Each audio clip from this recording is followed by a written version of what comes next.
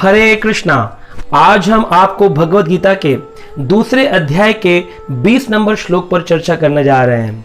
भगवत गीता के अंदर कहा गया है, न जायते म्रियते वा कदाचिन नायं भूत्वा भविता वा न भूया अजो नित्यो शाश्वतोऽयं पुराणो न हन्यते हन्यमाने शरीरे।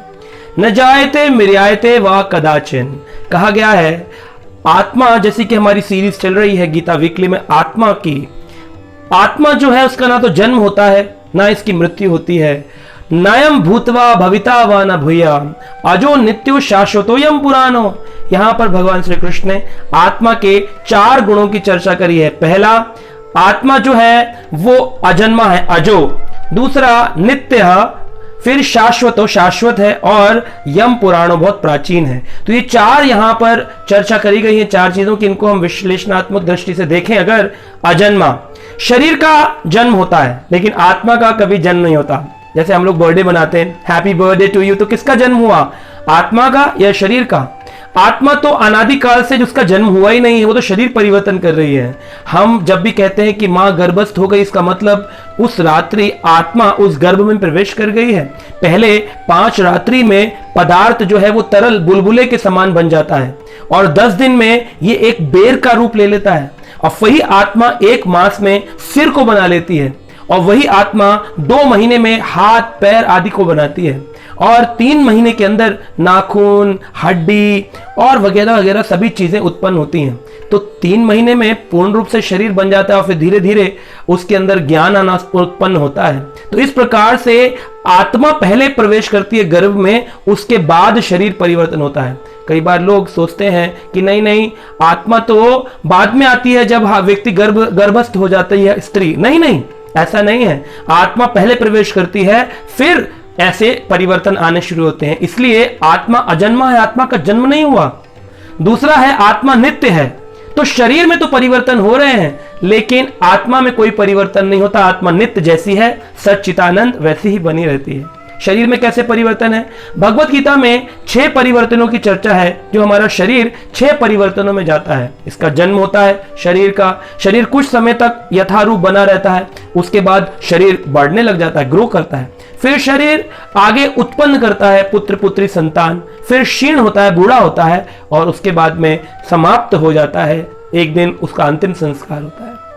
किसका हुआ? शरीर का। आत्मा यथारूप जैसी पहले दिन थी वैसी बनी रहती है। तीसरा गुण है आत्मा का, आत्मा शाश्वत है। बार बार शरीर तो बदल रहे हैं, लेकिन आत्मा नहीं बदल रही है। आत्मा वही की वही है। जैसे कुछ लोगों ने, डार्विन थे, उन्होंने एक थ्योरी दे दी कि हमारे पूर्वज बंदर थे। तो श्रील प्रभुपाद हंस करके कहते थे, डार्विन के होंगे, हमारे नहीं।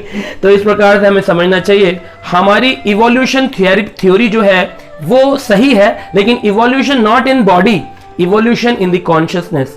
चेतना में काफी हमारा इवोल्यूशन हुआ है, तो ये शास्त्रिक है। लेकिन जो डार्विन ने कहा शरीरों का इवोल्यूशन हुआ है कि बंदर से इंसान बन गए, ये गलत है। क्योंकि बंदरों से अगर इंसान बन जाते तो उस समय बंदर भी आज भी हैं और इंसान आज भी हैं। कभी किसी आदमी को देखा कि उसकी आधी पूंछ हो, कभी देखा हो कि वो आधा हो और कह रहा हो, अरे बस थोड़ी पूंछ बाकी रह गई है, अगले महीने तक ये भी समाप्त हो जाएगी और मैं भी इंसानों की कैटेगरी में आ जाऊंगा। ऐसा नहीं होता है। बंदर भी है, इंसान भी है, परिवर्तन करता कोई नहीं दिखता। इसलिए डार्विन जो है वो स्वयं इस बात को एग्री करते हैं कि ये थ्योरी गलत थी।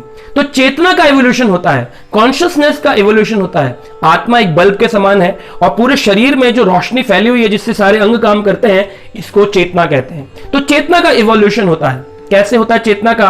कहते हैं पहले चेतना, आत्मा जब एक शरीर धारण करती है किसी वृक्ष का, तो उसमें जो चेतना होती है उसे आच्छादित चेतना कहते हैं, वो ढकी रहती है। अब पेड़ जो है वो कपड़ा नहीं मांग सकता, पेड़ भूखा हो तो बोल नहीं सकता मुझे रोटी दे दो। अगर आपने जल नहीं डाला तो वो मुरझा जाएगा, एक दिन शरीर छोड़ देगा, लेकिन मांगेगा नहीं। ये आच्छादित चेतना के कारण है। जब पेड़ पौधे आगे आच्छादित चेतना से इवोल्यूट होते हैं, इवोल्यूशन थ्योरी में जाते हैं, तो चेतना का बदलाव होता है। तब चेतना संकुचित चेतना बनती है और पशु शरीर धारण करती है। अब पशु शरीर पेड़ से तो ठीक है, चल सकता है, बोल सकता है, भूखा हो तो भौंक सकता है, लेकिन इमोशनल सेंटिमेंट्स जाहिर नहीं कर सकता। कपड़े के लिए मॉल में नहीं जा सकता, अपने बच्चों से अपनी इच्छा, अपने मन की बात नहीं कह सकता, कहता है अपनी ही भाषा में, लेकिन सदाचार की भाषा में किसी के घर में प्रवेश नहीं कर सकता, नौकरी करने नहीं जा सकता, उसका बैंक बैलेंस नहीं है, स्कूल कॉलेज नहीं जा सकता। इसको संकुचित चेतना कहते हैं।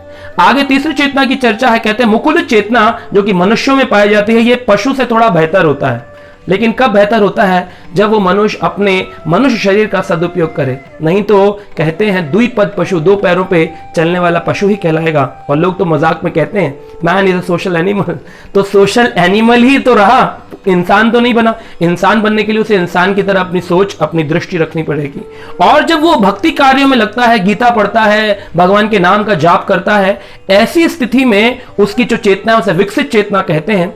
और विकसित चेतना में चेतना का विकास होता है, और विकास हो जाने से एकदम चेतना ये बात जान जाती है कि मैं शरीर नहीं हूं, मैं ये आत्मा हूं, ये ज्ञान हो जाता है।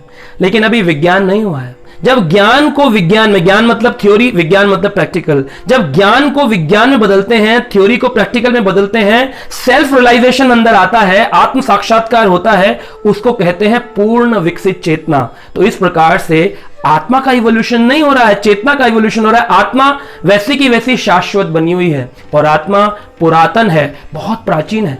अनादि काल पहले हम भगवान को भूल गए थे, इसी के कारण आज संसार में हम दुख भोग रहे हैं। अगर करना इतना है, बाहिर्मुख होने की बजाय अंतर्मुख हो जाएं, भगवान हृदय में ही हमारा इंतजार कर रहे हैं, और भगवान पे ध्यान लगाएं, भगवान का नाम जप करें, गीता पढ़ें, तो हम इन चार चीजों को जान पाएंगे कि आत्मा अजन्मा है, आत्मा नित्य है, आत्मा शाश्वत है, और आत्मा पुरातन है। इसीलिए कहा न हन्यते हन्यमाने शरीरे, शरीर के मर जाने पर भी, हनन हो जाने पर भी आत्मा का हनन नहीं होता है। आशा आप इस चीज को समझ गए होंगे और अपने जीवन को सफल बनाएंगे भगवत गीता वीकली पढ़ के। हरे कृष्णा।